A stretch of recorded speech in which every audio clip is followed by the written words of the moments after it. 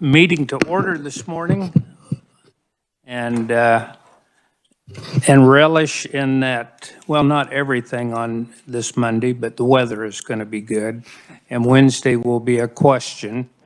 And the only other thing that I can say, I guess, about yesterday is that I'm glad I decided to drive back at halftime and listen on the radio rather than stay home and watch and then have to drive back in the dark. So that was the bright spot. We'll open our meeting this morning with a request for bill introductions, and Representative Baker, you have one. Thank you, Mr. Chairman. It's 22 RS 2575, and it's a bill that requires that counties post on their website the total compensation of all elected officials in the county and city. So the county post both on their website, or they each post on their own website? This bill says county, but more than likely the city would post it on theirs and the county would post theirs. Okay. And is this bill being introduced in behalf of anyone? No. Introduced by you? It is introduced by me. Okay. Okey-doke. At the request of some constituents. Okay. We have, if there are no objections, we'll consider the bill introduced. Any objections? Not? The bill is introduced. Thank you, Representative Baker. Any other bill introductions? Okay. Well, that'll be up on our agenda for Wednesday, so if there are any, we'll still have that opportunity to do this. Today, we are going to have a hearing on House Bill 2568, and actually the fiscal note for this bill came in this morning, so it's posted online, and then we will have, if there's any questions on it, or it probably will be brought up too about the amount, since this bill came from the Office of the State Bank Commissioner, and that's who the impact is on. And David, can you start out with a bill brief on House Bill 2568?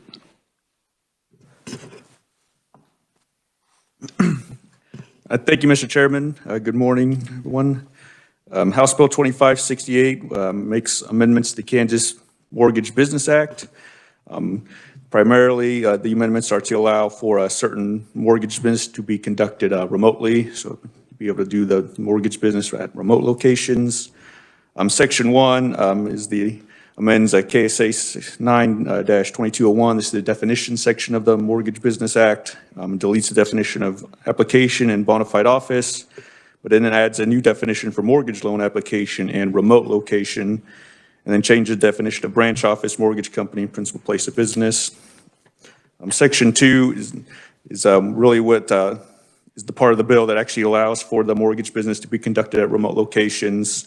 There are 7 criteria that have to be met by the mortgage company, the licensee, to allow for these things, including they would not be able to meet with the public at a personal residence. There'd be no business records maintained at the remote location. The company would need written policies and procedures for working at the remote location and supervise and enforce such policies and procedures. The company would have to maintain the computer system and customer information with the company's IT security plan and with all state and federal laws. Any device used to engage in mortgage business would have to have the appropriate security, encryption, and device management controls to ensure security and confidentiality of customer information as required by rules and regulations adopted by the Bank Commissioner. The company's employees or contractors have to take reasonable precautions to protect confidential information. And the company would have to annually review and certify that the employees or independent contractors meet the requirements of Section 2, and upon request of the Commissioner would provide written documentation of their review to the Commissioner. Section 3 removes the requirement that a mortgage company submit separate applications for the company's principal place of business and each branch office. Instead, it would just have one application, so they wouldn't have to do it for all their branches, just be one application. In Section 4, adjust the license and registration expiration rule and reinstatement requirements and dates. Each license and registration would expire December 31 of each year. A license shall be renewed by filing with the Commissioner a complete renewal application and non-refundable renewal fee by December 1st of each year. Applications received after December 1 or that are incomplete may be assessed a late fee. An expired license may be reinstated through the last day of February by filing a reinstatement application and paying application and late fees. And the Commissioner may designate such late fees for consumer education to be expended for the purpose of consumer education as directed by the Commissioner. Section 5 removes the requirement that each license location make available evidence of licensure to consumers and the general public. And then Section 6 amends the requirement that each applicant or licensee file a $100,000 surety bond with the Commissioner. Instead of, under current law, there is a $50,000 bond for licensees who maintain a bona fide office and a $100,000 bond for licenses that do not maintain a bona fide office. So this would just be a straight $100,000 for every licensee bond. The section also requires applicants and licensees to submit evidence that they are solvent and shall at all times maintain a positive net worth. The section deletes the current requirement that evidence of the net worth be accompanied by a written statement by an independent CPA that the balance sheet or financial statement has been reviewed in accordance with generally accepted accounting principles. And then finally, Section 7 makes amendments to require that a licensee provide written notice to the Commissioner when they are adding or closing a branch office. And I'd be happy to stand for any questions, Mr. Chairman. Any questions for David? Representative Burkamp? Thanks, Mr. Chair. Do you know where the $300 fee is at in statute? I couldn't find it anywhere in the bill. It might not be in this particular section of the bill. It's probably somewhere within another section of the Mortgage Business Act. I don't have that off the top of my head, but yeah, it's probably just in a different section. It just didn't get amended here. Yeah. Okay, thank you. Any other questions for David? Thank you, David.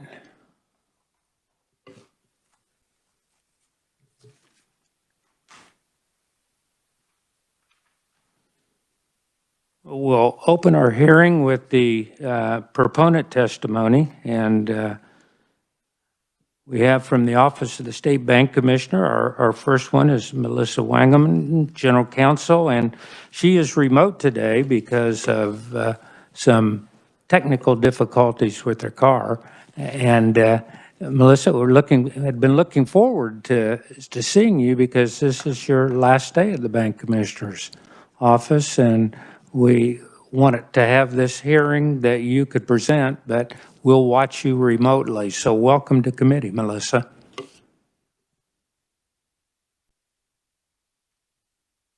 Melissa, I think you're mute. Can you hear me now? Yes. Thank you. Good morning, Mr. Chairman, members of the committee. Yes, Mr. Chairman, I am so sorry I cannot appear in person. I was looking forward to being there and talking to you one last time before I take a corporate counsel position at Federal Home Loan Bank. So I do apologize, but I had a flat tire about a half mile from my house, and a Good Samaritan was kind enough to air it up just enough to turn back around and go home because I thought that was the safest thing to do. So I am appearing as a proponent today on House Bill 2568. And I will be very short because I'm going to let the expert speak instead of me, and that's our Assistant Deputy and Director of Examinations, Jim Payne. But the main point I wanted to make about House Bill 2568 is it was a collaborative effort between the Bank Commissioner's Office and the mortgage industry. We started talking probably a year ago about amending the Kansas Mortgage Business Act, which is the state law governing mortgage business. And I think the committee would be happy to hear that House Bill 2568 reduces government. The bill reduces the level of licensing by our office over the mortgage industry. And a secondary purpose of the bill is to allow mortgage company staff to work remotely. Many states, including Kansas, worked with mortgage companies during the pandemic to allow remote work. And so House Bill 2568 codifies the written guidance that our office developed during the pandemic to allow for remote work. So those are the only points I really wanted to make. And like I said, I'll let the expert in the office testify to more of the substance of the bill. Any questions for Melissa on her last time here in the committee? Melissa, I assume that I noticed the fiscal note was like 402,000 from reduced licensing, that's probably been accounted for in the State Bank Commissioner's office to deal with that. Said it wasn't reflected in the current budget, but I know that this is moves in the way that things are moving across the country. So, but I assume that is not going to be a major hit. No, it is not, and that is because we have worked with industry to balance our fees and create a neutral impact. They've agreed to a fee increase that will be produced in Kansas administrative regulation, and I'm sure Jim can explain it a little bit more. But yes, we've talked with industry, and it's really a shifting of fees. I'm trying to think which direction it goes. I think it's a little bit positive with the fee increase in regulation, but we'll be eliminating the branches and branch fees and increasing the loan originator fees. So in the end, there's a balance that's not reflected in the fiscal note because, of course, the fiscal note only examines the statutory change and not the regulatory change, not the regulation change. Okay. Any other questions for Melissa? Melissa, maybe some questions afterwards, but best wishes to you at the Federal Home Loan Bank and hope we see you around a little bit. Thank you. Our next proponent is from the Office of State Bank Commissioner, Jim Payne, Assistant Deputy Director of Examinations. And Jim, welcome to committee.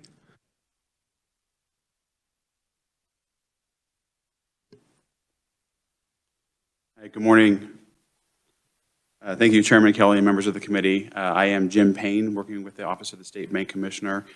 I am currently the Assistant Deputy and Director of Examinations, and I have been with the office in management since 2010. Split half of my time between compliance examinations and the other half in licensing. So I'm happy to be here today and I appreciate the opportunity to speak in support of HB 2568. As I said, I've been in both examinations and licensing, and today I'd like to provide a perspective of how this changes predominantly the licensing structure of the office and the statute and what impact it will have. Our office reviews applications for mortgage companies for licensure. We educate them on state and federal compliance issues, and we conduct compliance examinations periodically.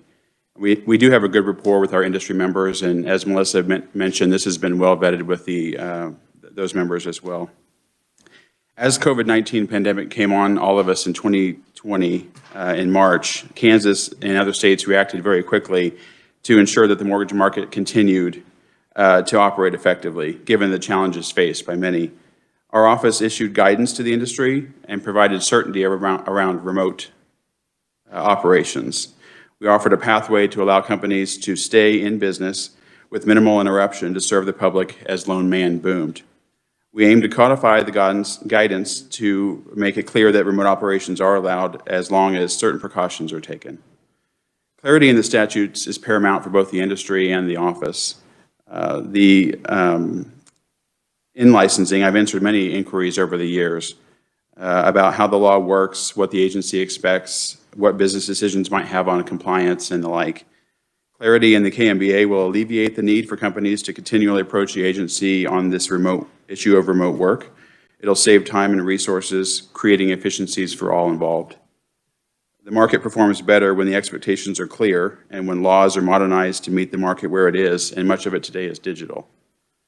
Branch licensing, on the other hand, in the OSBC looks much like other states. We have an application process with a fee. We review the address of the location, the date operations began, and so forth.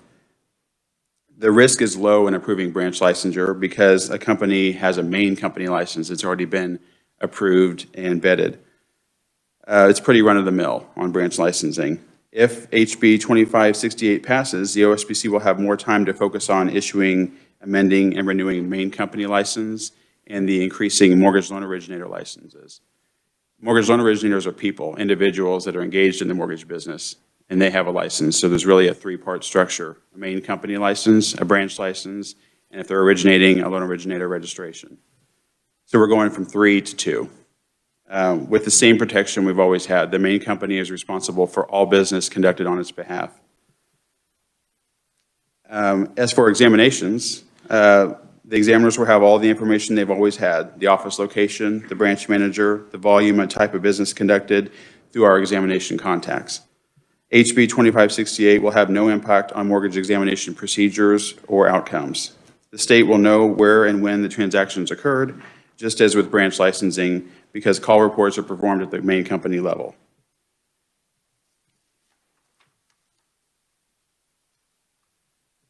So as I stated earlier, the bill aims to allow and codify the remote work guidance that was issued. It removes the need to license a branch. However, branches will still be recorded, and we will know where the locations are. It won't reduce branching. The companies, if anything, it may have an increase in the number of branches because we've eased up on the requirement to license each and every location. So, in addition, the other issues that were modified, the surety bonding and the financial requirements were modified in relation to the branch licensing so that companies would have a simpler avenue into the state to conduct business. So surety bonding, not required at the branch level. It never has been. It's always been a main company issue. Has been, everybody will pay the same bond of $100,000 that most pay today.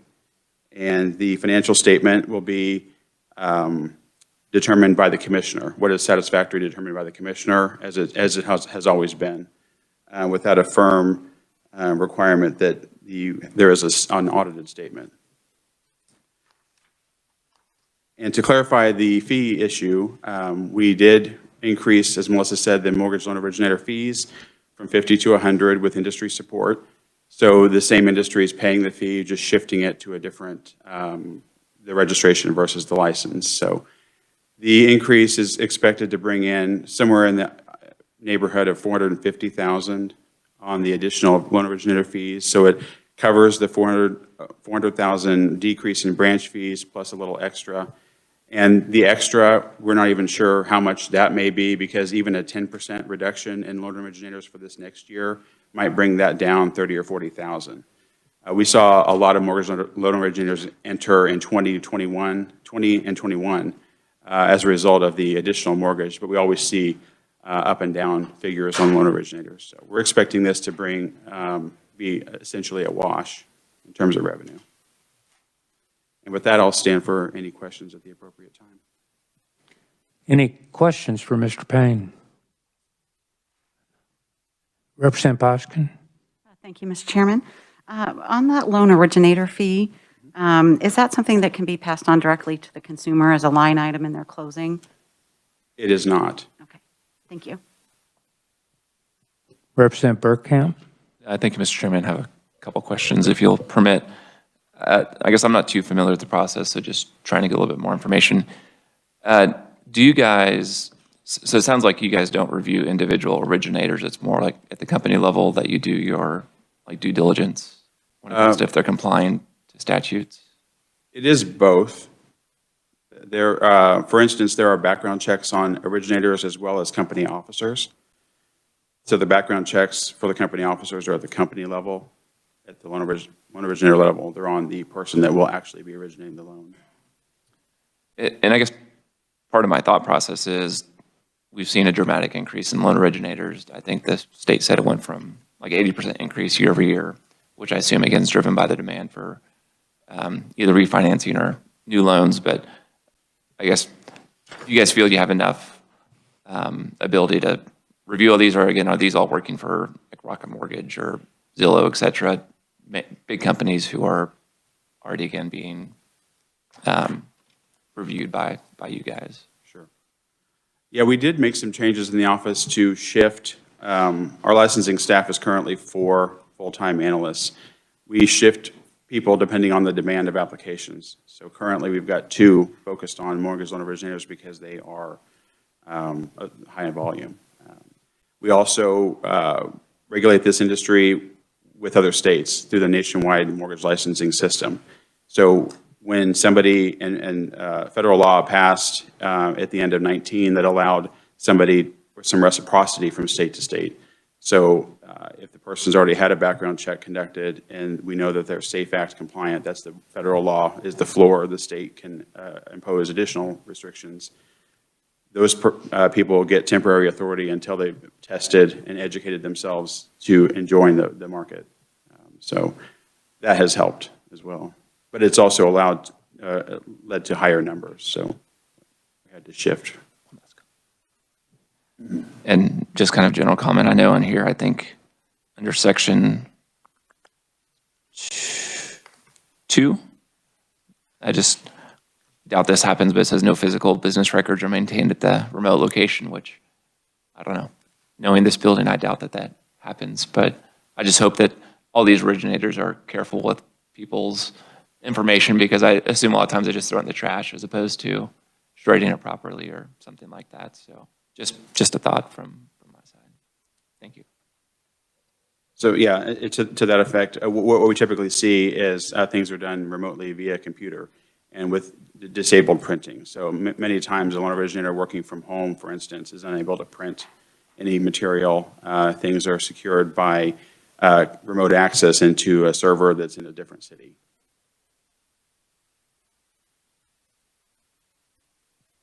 Any other questions? Representative Weigel? Thank you, Mr. Chairman. Thank you for your presentation. Maybe you've answered this. Does the State Banking Commissioner's Office require, or do they have rules in place that branch locations have to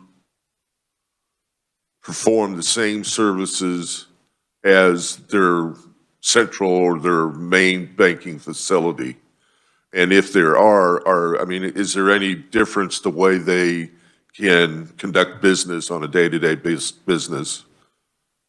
I don't know if I explained that correctly.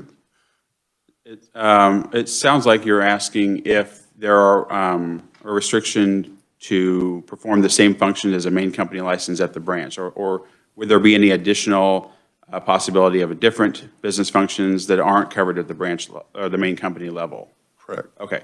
The answer to that is no. So anything that's done at the main company level is also able to be done at each branch, and anything at the branch company level that's allowed would have to be allowed at the main company level as well. So the branch licensing is more akin to knowing where the business is conducted and, you know, by whom. If you ask for a branch manager, for instance, we will still get that information, as I stated earlier, but the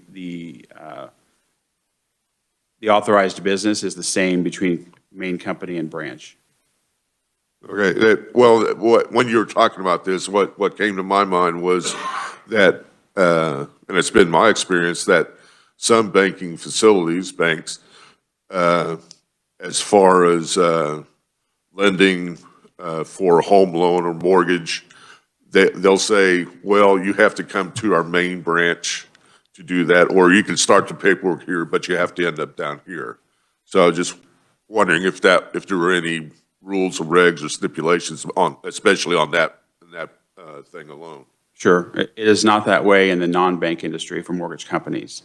It may be that way in banking, but I'm not an expert with banking regulations. So we're talking, this will only impact non-mortgage or non-bank mortgage business.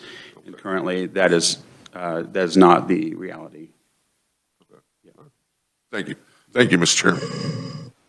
Any other questions? Don't see any. Thank you, Mr. Payne, very much. Thank you. Our next proponent, kind of a blast from the past here, Luke Bell, Senior Manager, Government Relations and Public Affairs for Zillow. Welcome back, Luke. Thank you, Mr. Chairman. I just remarking I did not have the chance to get in the building last year, and I missed it due to COVID, so very happy to be back here. So I live in the Kansas City area, so that's why I took the opportunity to drive down today. So I'm happy to be here on behalf of Zillow. Zillow, of course, is the online real estate and tech company. Reaches roughly 230 million monthly active users who are looking to buy, sell, rent, or finance their next home. So as part of our efforts, we are proud to operate Zillow Home Loans, which is why we have interest in this particular bill. Zillow Home Loans is based out of Overland Park, Kansas. Even though we are headquartered in Seattle and other parts across the country, Zillow Home Loans is actually headquartered and based in Overland Park, Kansas. We employ 55 licensed mortgage loan personnel in the state, and we have roughly 230 employees that work either in the Overland Park office or remotely in connection in the area with the Overland Park office. So we do have a very large presence here in Kansas. We would also, of course, like to commend the Office of the State Bank Commissioner. As you well know, this has not been easy over the last 3 years trying to run a business in light of shutdown orders and various other things we've had to navigate through. A big part of what my team does on the government relations side was help our compliance staff track who can come in the office, what offices are closed, what jurisdictions are under shutdown orders, where do our employees live, various things.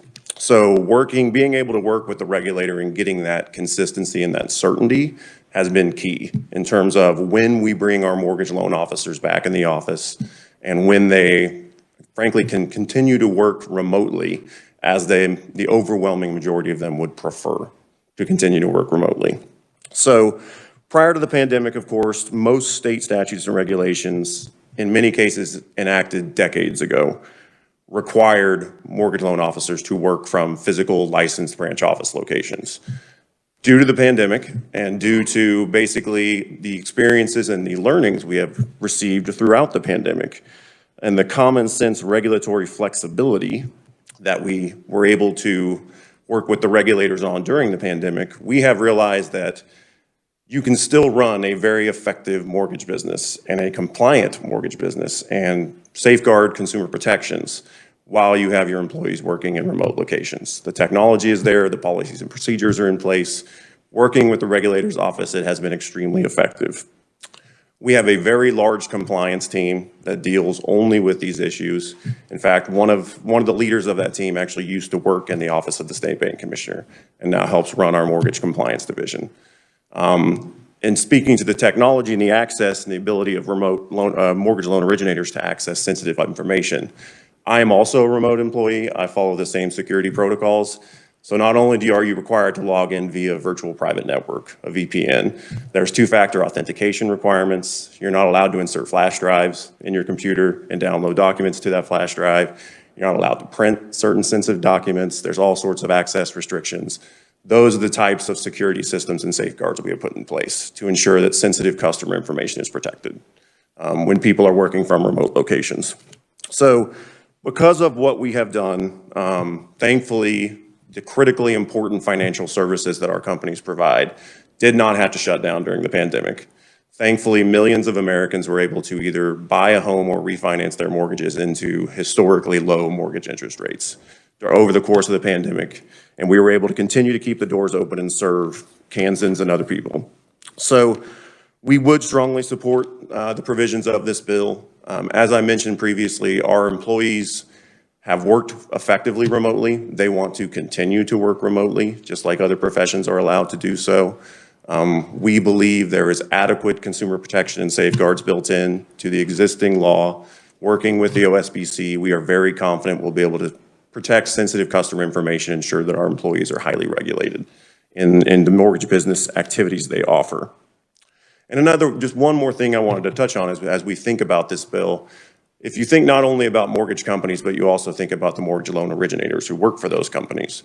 Previous to remote work ability, in order to work for a company like ours, you had to live within a commutable distance of a licensed branch office. In Kansas, that means you had to live within basically probably an hour drive of Overland Park.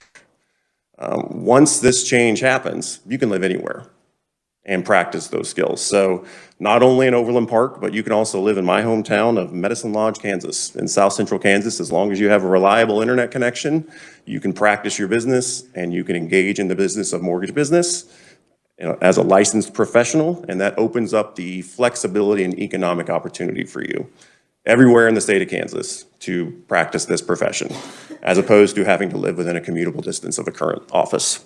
So we do think this opens up new opportunities. Remote work is the future. A lot of people are embracing it. I've done it for 3 years, and I don't ever want to work in an office again. I enjoy the flexibility. I don't have to sit and listen to those extraneous conversations around the water cooler every day. I think I'm more productive. So we appreciate your consideration of the bill. We have enjoyed working with the Office of the State Bank Commissioner on this bill. They've been very open-minded and willing to listen to our questions and concerns, and we do think this is a very good piece of legislation. So I appreciate the opportunity, Mr. Chairman, and I would be happy to stand for any questions. Any questions for Mr. Bell? Representative Baker? Thank you, Mr. Chairman.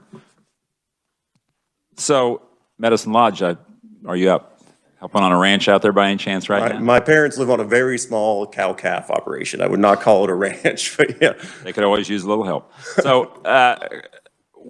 kind of what would the fees normally run on a transaction on a mortgage? The dollar amounts on a $500,000, that's an average price of a house in Johnson County. What would that'll be broken up into various numbers broken down on your closing statement. The origination fee is generally, of course, the largest part of that goes directly to the mortgage loan company. And then, of course, there'll be various other settlement fees that you have to pay as part of your closing statement. The origination fee varies by company. It kind of depends. But it is, of course, disclosed at the front end of your process. When you're applying for mortgage loans, you'll receive that good faith estimate, which will list out all of the fees you will incur. At the end of the process, you'll receive your final closing statement, and it will show if any of the fees have changed and what your final total will be due. What would that dollar amount, an example of that dollar amount, what would that be? I am actually not familiar. I know somebody with Rocket is testifying as well. It's been a long time since I've done a mortgage.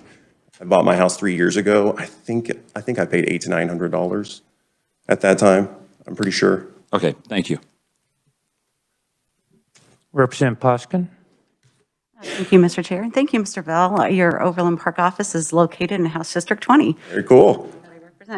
One thing we saw over the pandemic was, especially in Johnson County, homes selling very quickly and for over the asking price. What was your experience or your originator's experiences in trying to help home buyers be competitive in that? Would this legislation either continue the advantage there, or was there one? So the market, of course, has been challenging, especially in some of the larger urban markets. Inventory is extremely tight. Prices have increased at a very rapid pace. It has turned into definitely a very competitive seller's market. Most homes that are reasonably priced sell very quickly, and a lot of them have multiple offers. So, yeah, it has been competitive. Thankfully, throughout the course of the pandemic, our mortgage loan officers were allowed to continue to work and to continue to finance those transactions, because in that situation, you have a lot of people who are coming in and bidding cash. You have a lot of people, of course, who cannot afford to buy a home with cash and have to obtain a mortgage. So allowing people to move quickly through the process, get pre-approved, put themselves in a competitive position to make a competitive offer on that house is very important. I think, this bill will definitely do nothing to harm the effectiveness of our mortgage loan officers. It'll do nothing to weaken those consumer protections and safeguards. Yeah, and if anything, like I said, working remotely, I am infinitely more productive than I was when I worked in an office. You're living in the Kansas City area, you will love the 4:35 commute every morning. I just did that today, and I don't miss it. Yeah, I think it will do nothing to hurt kind of the speed and efficiency which they need to work with to serve people in this market. All right, thank you so much. Thank you. Any other questions? Well, thank you, Luke. Nice to have you back. Thank you, sir. Appreciate it. Our next proponent will be remote, and it's Michael Stedman, Director, Regulatory Affairs, Rocket Mortgage. Welcome, Michael. Thank you, Chairman Kelly and members of the committee. Again, my name is Michael Stidham. I'm the Director of Regulatory Affairs for Rocket Mortgage, and I want to thank you all for the opportunity to provide testimony today in support of House Bill 2568. Rocket Mortgage appreciates the opportunity to offer this testimony in support of the proposed amendments to the Kansas Mortgage Business Act, which would eliminate the need for a mortgage company to apply for a separate license for each branch location and allow its staff to work remotely.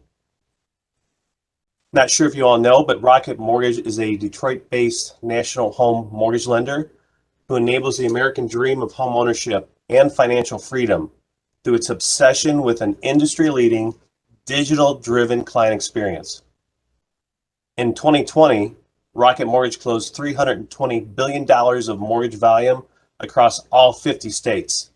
Today, Rocket Mortgage and Rocket Companies employ 24,000 full-time team members nationwide.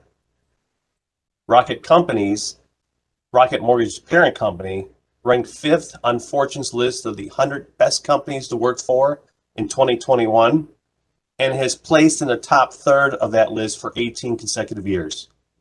Today, Rocket Mortgage maintains and renews 105 licensed branch locations within the state of Kansas. And with this bill, significant improvements will be made to the licensing requirements regulated by the Office of the State Bank Commissioner.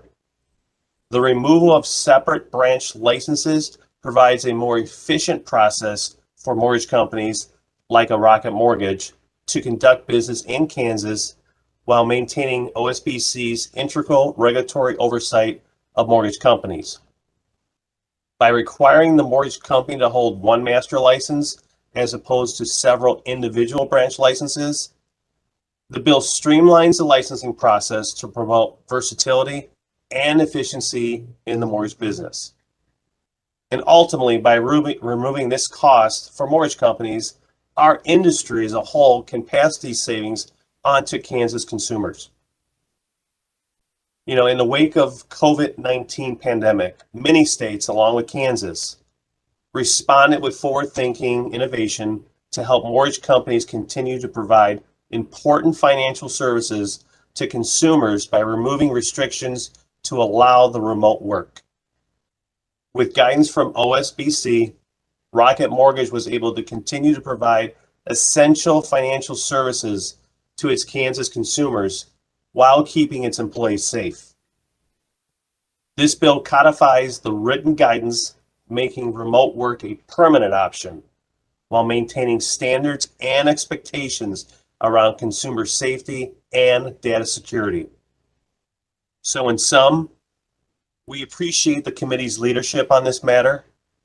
And with this bill, Kansas will help lead the industry in streamlining mortgage licensing by removing the individual branch license requirement and making the ability to work remotely permanent. So if you have any questions now, I'd love to take them, or you could always contact myself at 313-946-1699 with any follow-up questions, or email me at michaelstidham@rocketmortgage.com. Thank you, Mr. Stidham. We do have a question here, Representative Shu. Thank you, Mr. Chair. Thank you for your testimony. You mentioned just a couple moments ago that with the removal of this fee, you can pass on the savings to consumers. Can you outline how you plan on doing that?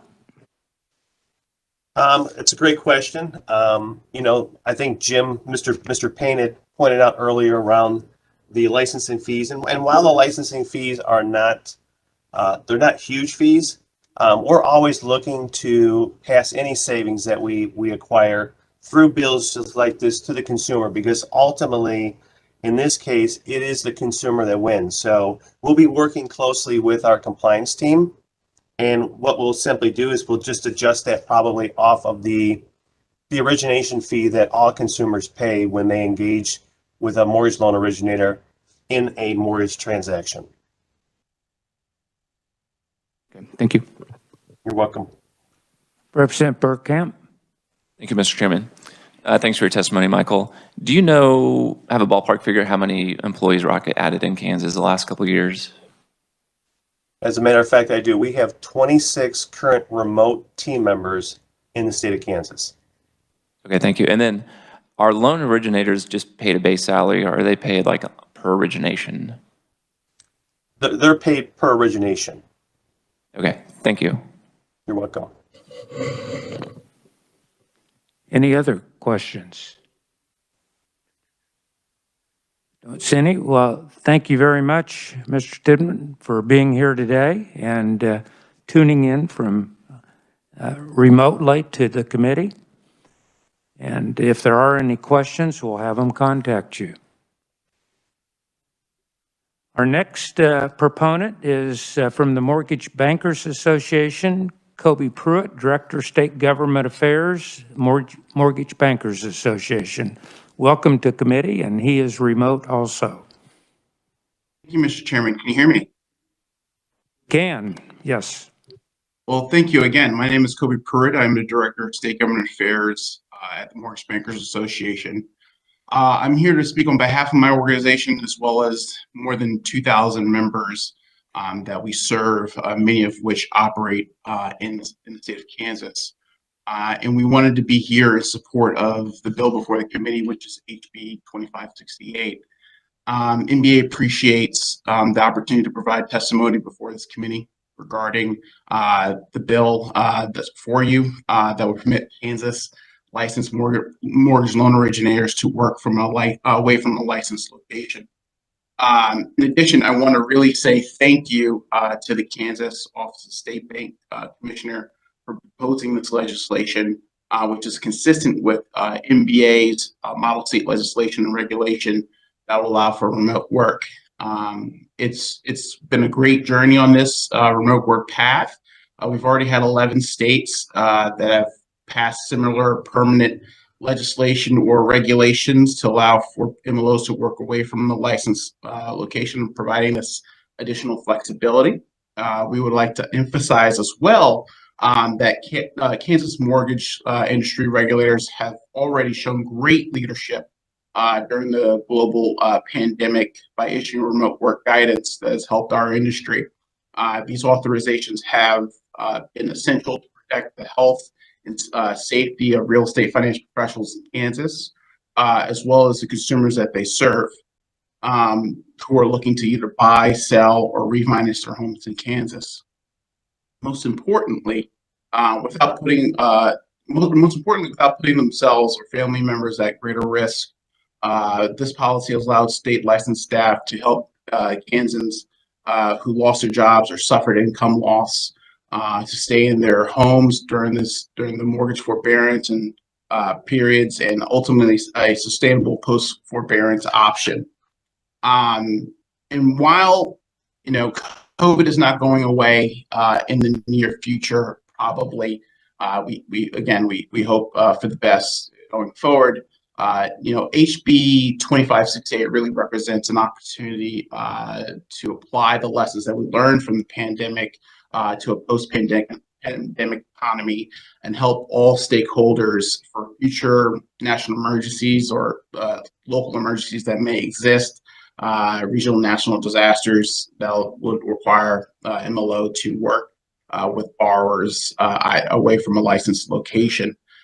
Furthermore, HB 2568 would allow mortgage lenders to better serve those in rural communities as well as communities of color, providing the flexibility for MLO to actually meet with the borrower away from the licensed location because a branch-like location may have been difficult for either a rural borrower or a person in the community of color to actually go to that location to complete their requested financial transaction.